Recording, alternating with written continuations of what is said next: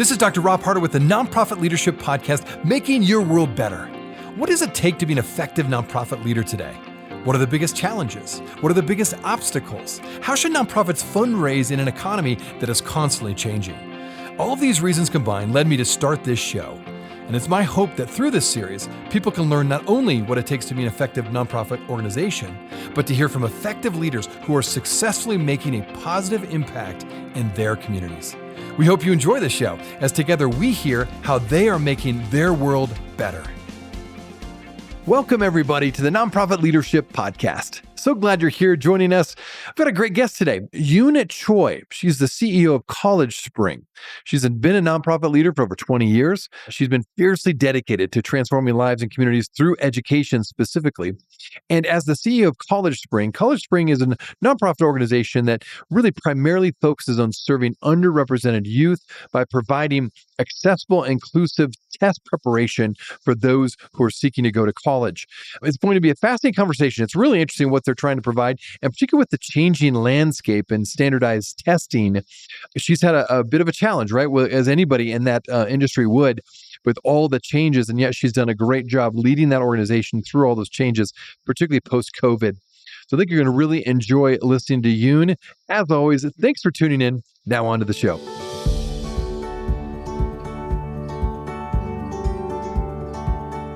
This podcast is sponsored by DonorBox.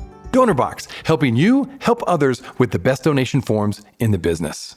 Well, Yoon, thanks so much for being on the show again today. So glad to have you. Oh, thanks, Rob. I'm happy to be here. Now, your work with CollegeSpring, it really focuses on increasing access to education and improving test preparation for students impacted by poverty. What motivated you to lead this movement in the first place, and what are some of the key challenges you've seen firsthand? Yeah, well, I can't say that it was necessarily a personal passion or love for tests or my stellar performance on them as a student for that matter.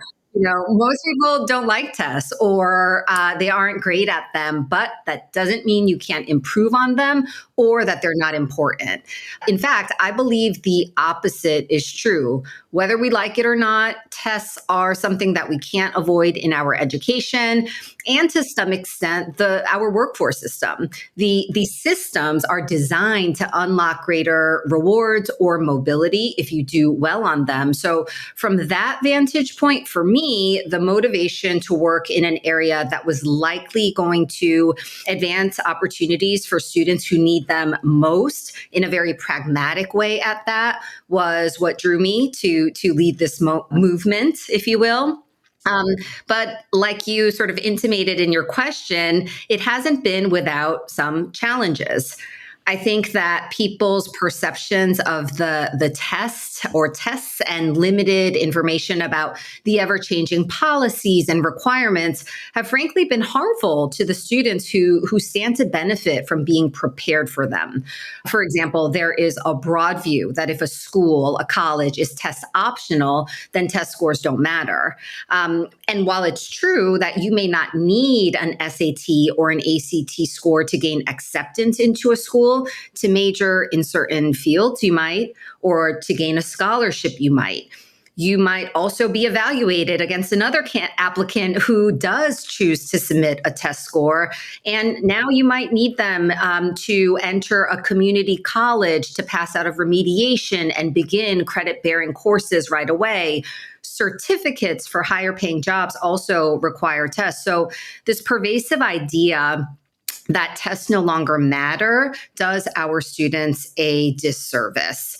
And I'll be the first to say that tests are not the only thing that matters, but excuse me, having a solid test score in hand is a tool.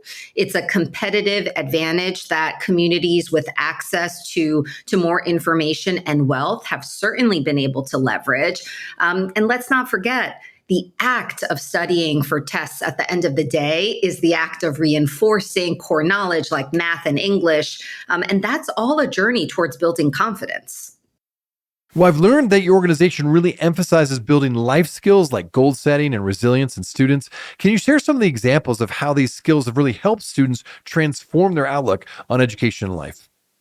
Yeah, well, improving performance on anything, whether it is running a faster mile, training for a marathon, going from a C in calculus to a B, they all have one final outcome in common, and that's confidence. Because the process of all of those things is similar too, right? You set goals, you keep going until you reach them, you ask for help when you need it, and you focus on the areas where you need to do more. So at the end of the journey, you look back with pride and say, wow, I didn't think I was going to be able to get this far, but I did it. So the student in the CollegeSpring program who has achieved 100 points higher on the SAT score isn't simply thinking, wow, I'm a great test taker now. They're thinking, I know what to do to reach my goals. I can overcome obstacles. Maybe I can dream bigger. I'm thinking of one student. Her name is Giselle.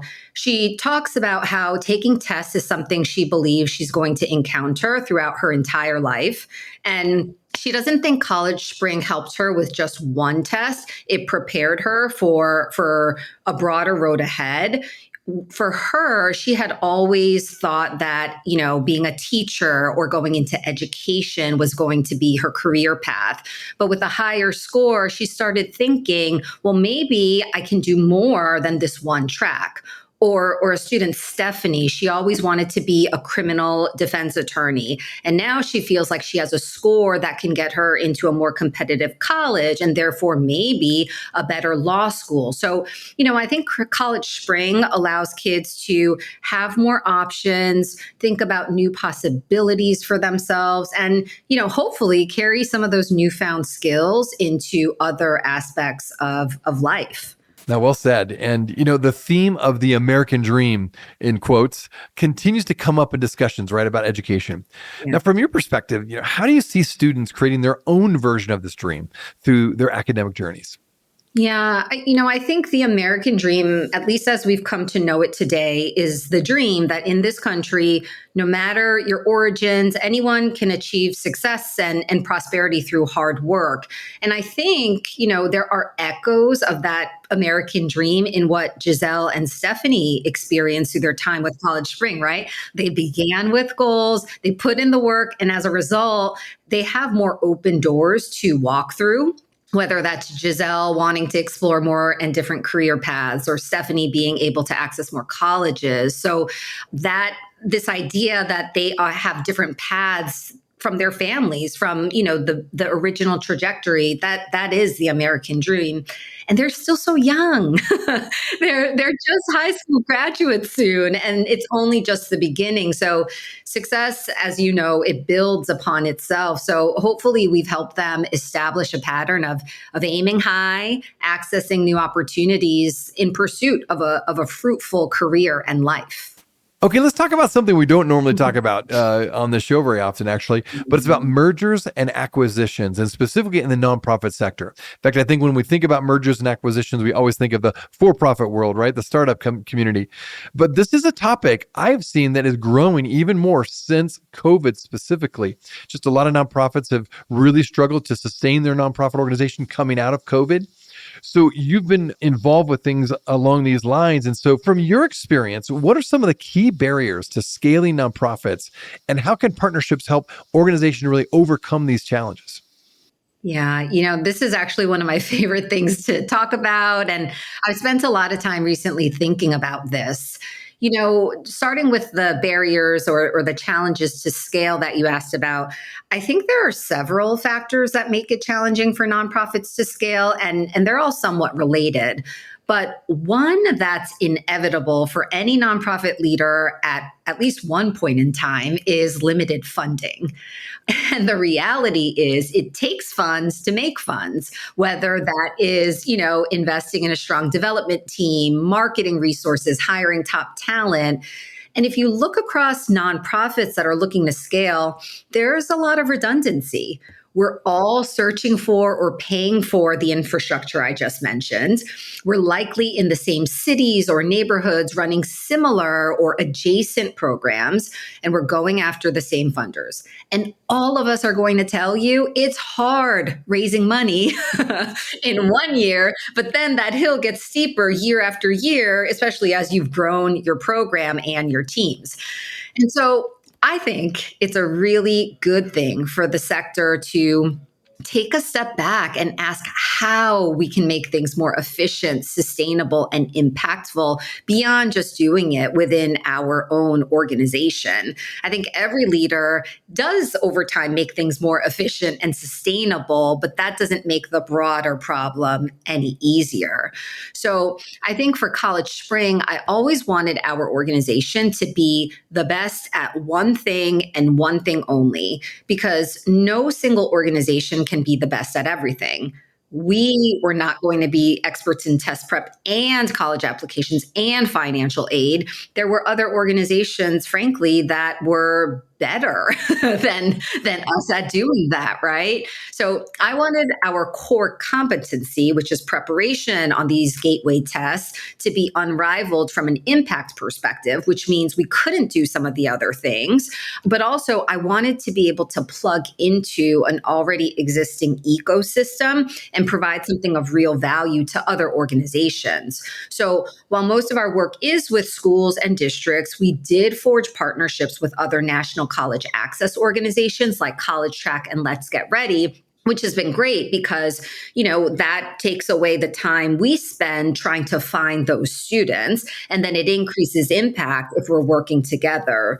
So that's one example, but I think partnerships are great, but more formal mergers, in my opinion, should be actively pursued and supported in our space.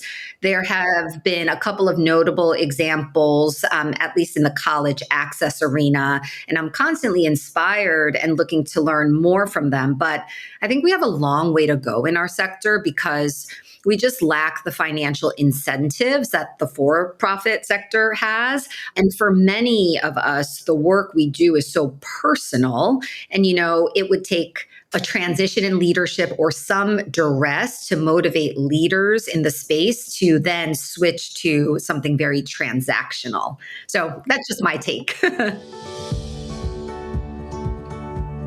We'll be right back. Are you looking for an easy and effective way to boost your nonprofit's donations? Well, look no further than DonorBox, the online fundraising platform that streamlines your fundraising efforts, maximizes donations, and simplifies giving for your supporters. With DonorBox, you can create beautiful donation forms, accept digital wallet payments, track donations, and send auto receipts. And the best part? There are no setup or monthly fees and no long-term contracts required. So what are you waiting for? Visit donorbox.org today to get started. That is www.donorbox.org. Hey friends, thanks so much for listening to the Nonprofit Leadership Podcast. Many of you know that I provide leadership and life coaching. With my 30 years of nonprofit experience, I know firsthand how hard leaders like you work. I also know how important it is to have someone you can call on and to get help with the barriers and leadership challenges you will face both professionally and personally. I really want to help people thrive and become all they were meant to become by providing coaching and consulting services. And it's been so much fun working as a coach, working with clients who are leaders just like you, looking to grow personally and professionally. What you may not know is that I also provide consulting services.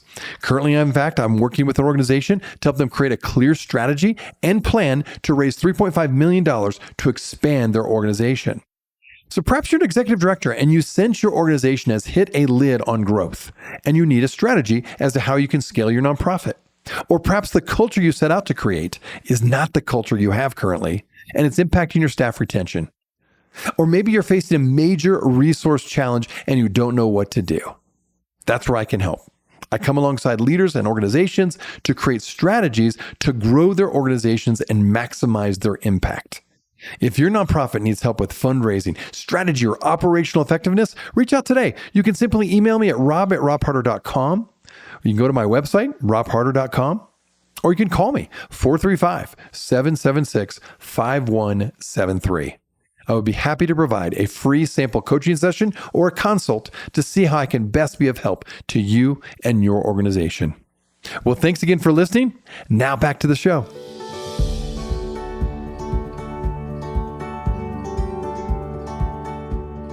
Well, I've learned that CollegeSpring has been working for over 15 years now to improve college and career readiness. So how have you seen the landscape of college admissions evolve, especially in light of the changes to standardized testing?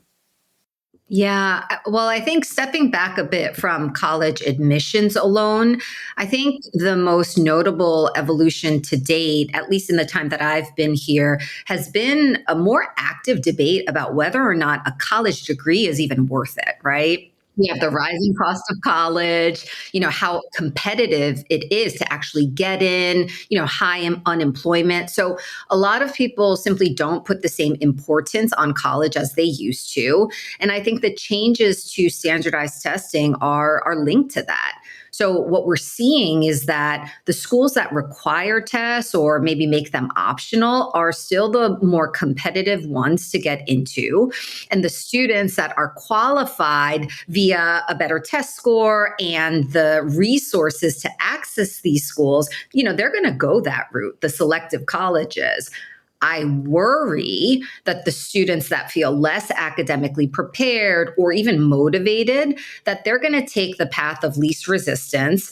And that'll create an even bigger gap between students who have college degrees, those that do not. And while there are always exceptions, research consistently shows us that a college degree has significant value. They earn higher salaries, they experience lower unemployment rates, and overall have better career prospects. So, we're still in the college, prep camp. It doesn't have to be maybe the first thing you do. It's not the only thing that will lead to a prosperous life. But if we can get more college students academically prepared for that track, prepared via testing, then I'm all for it. That's what we're going to do.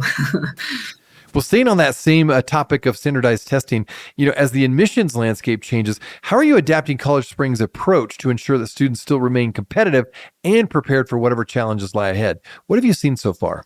Yeah, we've long placed the bet that testing will always be a part of the admissions and career landscape. And our approach has been to double down and continue doing the prep work, but try to be better and bolder at it. So now, and this is different from when we first started in 2008, we're now working with students as early as the ninth grade. We're partnering with larger school districts that serve thousands or tens of thousands of students. And we're trying to serve as many students in as many states as possible, meaning we're on a mission to grow. Landscapes, whether those are in admissions or society writ large, they're always going to change. That's what landscapes do, right? Uh, but one thing that will not change is that by the time kids graduate high school, they should have a firm foundation in reading and math. And by preparing kids for these exams, guess what? They're all being tested on reading, math, these core subjects. We're ensuring that they're competitive for whatever path they choose after high school, period. So we're doing that foundation building work. We're sort of keeping our eye on the ball and just staying very focused and steadfast on what we do. Well, I'm glad you mentioned that because in your view, what are the most important factors when it comes to ensuring long-term sustainability for mission-driven nonprofits like CollegeSpring, particularly as it relates to fundraising? Because that's really a big issue. Yeah, well, our program is free of charge to students. So we have a goal to, as an organization, raise earned revenue. So when partnering with a district or school, we ask for a fee. And when they are not able to provide it, philanthropy comes in and covers it. So we're, however, targeting districts and schools that serve a majority population of low income students. So technically the students that we know cannot afford a program or test prep outside of, free online resources.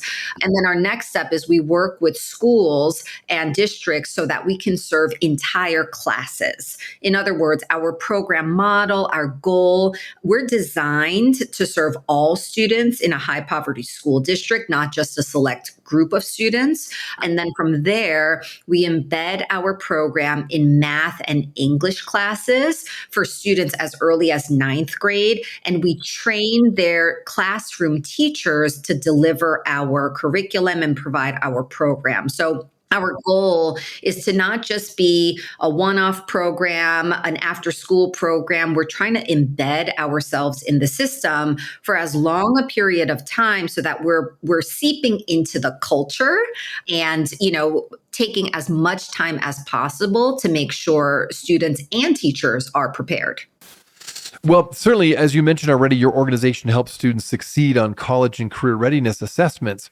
So I'm curious, your approach on this, how do you balance the need for academic rigor with ensuring at the same time that the process remains inclusive and accessible to all students, especially those who are facing financial barriers? I would love to be in every state. I do believe that if we can really provide a proof point that this works in metro areas, in rural areas, in big states and small states, then we can really scale it across the US. So that really is the ultimate goal.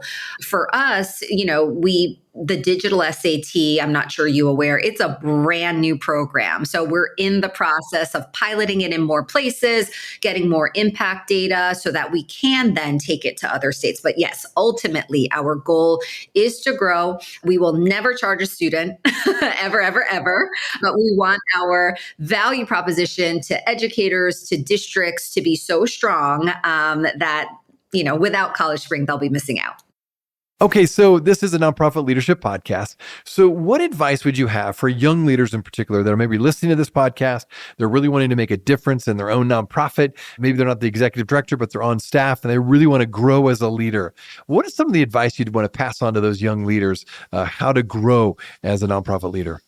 Yeah, I think the nonprofit space is actually the perfect place for young leaders to learn and explore different career tracks and gain the experience to emerge as a leader. Lots of nonprofits are small and nimble enough to allow for exposure to different aspects of the work. On a daily basis, our program teams are working with our development teams. Our development teams are working with our finance and operations team. So there are lots of opportunities for cross collaboration and learning, observing different leaders. And in a sector that's always looking for more help, people rarely ignore the person who raises their hand and says, I want to learn more and do more. So I think my best piece of advice would be to, be as curious and proactive in your own learning as possible. Expose yourself to all different departments and activities that drive the work that nonprofits do. And it'll just be the best playground for you on your career path. At the end of the day, I think really what drives me and keeps me in the nonprofit sector is if you're somebody who's ambitious for social change and you really care about the social impact you're making day to day on people's lives, I do feel like this is the space for you. And I think there's everything I said about, the hardship of trying to raise money or, all the reasons why people leave the nonprofit space, those are all true and real things. But there is a sense of deep satisfaction and accomplishment when you've sort of gone through the trenches with your small and mighty team, when you know that a student's life has been impacted, like a Giselle or a Stephanie, like I can see their faces in my mind. And that is extremely rewarding. And kind of building off of what I just said, if you're a curious person, if you are constantly looking to learn more in an ever-changing policy landscape or education landscape, it's really fulfilling. All right. Well, thanks again for all that you shared today. How can people find out more about your work and CollegeSpring? Oh, please check out our website. It is collegespring.org. You can learn about our program model, where we're serving, and actually hear from Giselle or Stephanie yourself in video clips. And I'd love to connect with your listeners via LinkedIn as well. Yoon S. Choi, you can find me on LinkedIn. Well, once again, Yoon, thanks so much for joining us on the show. Thanks for all you're doing to really provide access for college students, or I should say people that are wanting to get into college, particularly those who are underserved and maybe wouldn't have the opportunity otherwise. So thanks for what you're doing to invest in the next generation. Thank you so much, Rob. Hey, friends. Well, I wanted you to know that this podcast can be found on iTunes, Spotify, Amazon, Google Podcasts, and wherever you listen to other podcasts. I also want to encourage you to like, subscribe, and share this podcast with others. This will actually help us get this great content out to more nonprofit leaders just like you. You can also join the Nonprofit Leadership Podcast community. Find other resources and interviews of past guests all on my website, nonprofitleadershippodcast.org. Well, thanks again for listening, and until next time, keep making your world better.